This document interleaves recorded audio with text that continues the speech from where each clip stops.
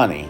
But Elvis Presley, down in Tupelo, Mississippi, who would sneak around to juke joints and churches, had this to say.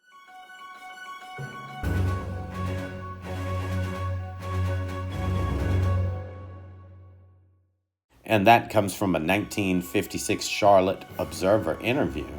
Now, the 45 went on to become a popular format, and the 78 kind of disappeared, so he had a lot of 45s. But in the very early 50s, he quit the music business completely, saying everybody else was getting rich but him. But a young Elvis Presley never forgot Arthur Big Boy Crudup, and when he headed to Sun Records on July 5th, 1954, with his good friends Bill and Scotty, recorded by Sam Phillips, they recorded a wild version of That's All Right Mama, released July 19th, 1954, in 78 and 45 format. Now, Arthur Crudup said, some people don't like the blues, and some people just love this record, and he liked the record too.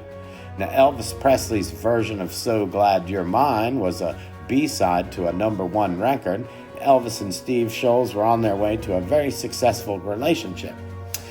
Elvis Presley's second album contained So Glad You're Mine, and when the folk and blues revival of the late 50s and early 60s arrived, Arthur started recording again. Mean Old Frisco was his first album, released in 1962 on Fire Records. And these are really hard to get because they just weren't a very popular record at the time. And in the UK, he recorded his last studio album, Roadbuck Man.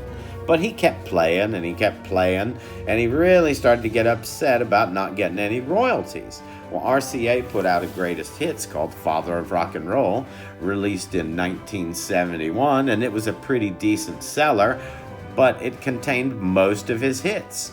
Now, he wasn't getting any money from this record, and it really started to make him upset. And so he wanted to get the royalties. But Hill and Range Publishing Company, that was really the owner of all of his publishing, said that they were going to make a deal with him to give him $60,000.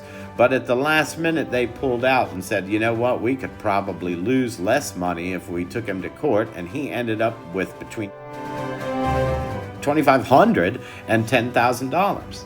He would play the last shows of his life at the Dewdrop Inn.